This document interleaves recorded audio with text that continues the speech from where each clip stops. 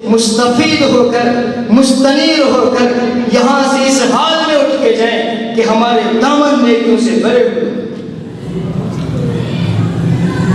سب نیت کریں, کوئی بھی اس حال میں نہیں اٹھے گا کہ اس کا دامن خالی ہو. سب اپنے اپنے دامن کو بھر کے لے جائیں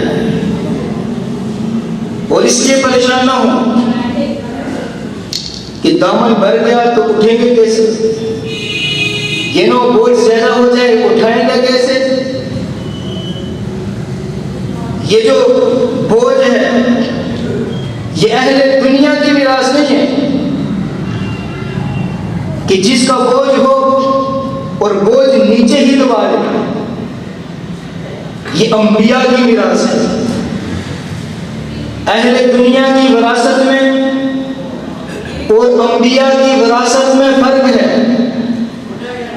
اہل دنیا کا بوجھ جن کندھوں پہ آ جائے وہ کندھے جھک جاتے ہیں, لیکن انبیاء کی میراث جن کندھوں پہ آ جائے وہ جھکے ہوئے کندھے ہوں تو وہ بھی اٹھ جاتے ہیں.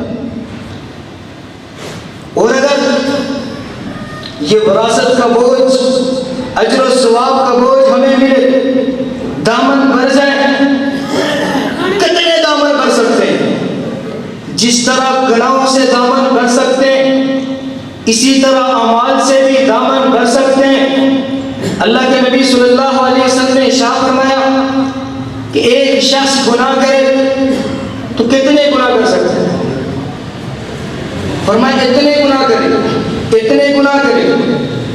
گناہ کرتے کرتے دامن بھر گیا, جیبیں بھر گئی, دامن بھر گیا, کمرے کے اندر گناہ نہ شروع ہوئے. ایک وقت آئے گا کمرے کے صندوق بھی گناہوں سے بھر گئے, پھر بھی گناہ ہو رہے ہیں.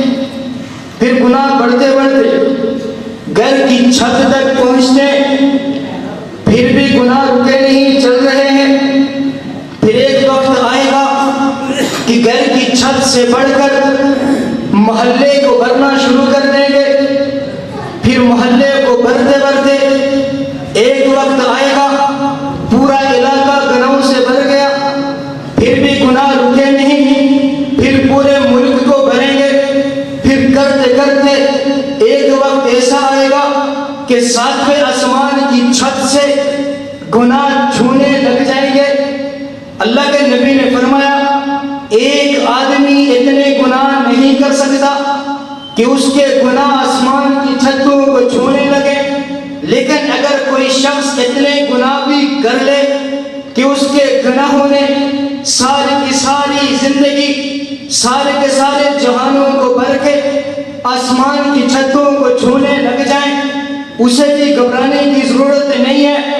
ایک دفعہ سچی توبہ کر کے ندامت کے آنسو پھیلا کر اللہ کے سامنے آہوازاری کر کے ندامت کے دامن پھیلا کر ایک دفعہ کہے گا یا اللہ میری توبہ, آج کے بعد گناہ نہیں کروں گا, آج کے بعد کی زندگی تیری رضا والی ہوگی, تیرے نبی کی اطاعت والی ہوگی.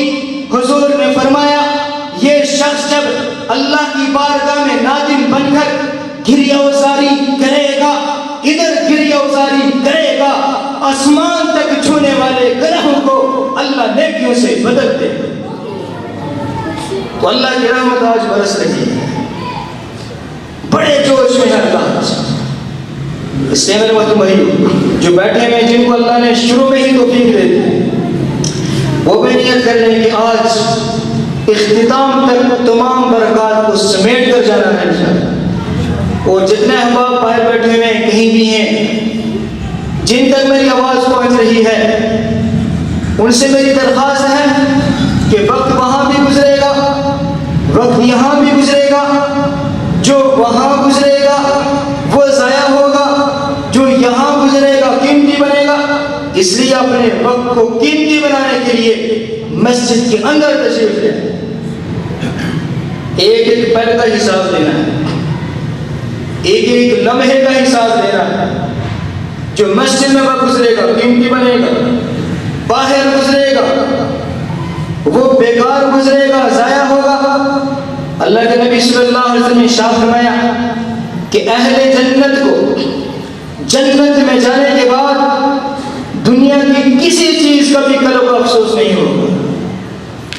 جب جنتی جنت میں چلے جائیں گے تو جنت میں جانے کے بعد کوئی دکھ نہیں، کوئی پریشانی نہیں، لیکن ایک چیز کا دکھ وہاں بھی ہوگا.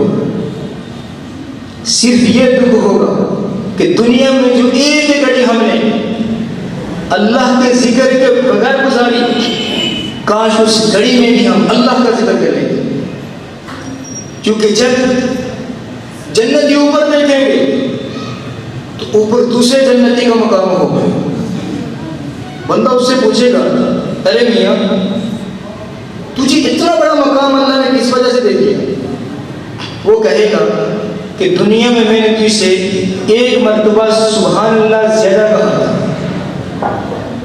جس نے ایک مرتبہ سبحان اللہ زیادہ کہا اس کا اتنا بڑا مقام زمین سے آسمان. اس لیے کہا جاتا ہے کہ جنت چٹیل میدان ہے.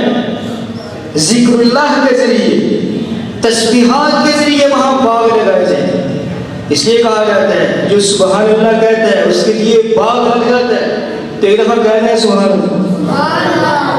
آپ کے لیے اس آواز سے تو شاید کلکر بھی نہ لگے، بلند آواز سے کہتے ہیں سبحان اللہ. جہاں جہاں تک آواز جا رہی ہے تمام حضرات سے میری درخواست ہے تو مسجد کے اندر تشریف لیں.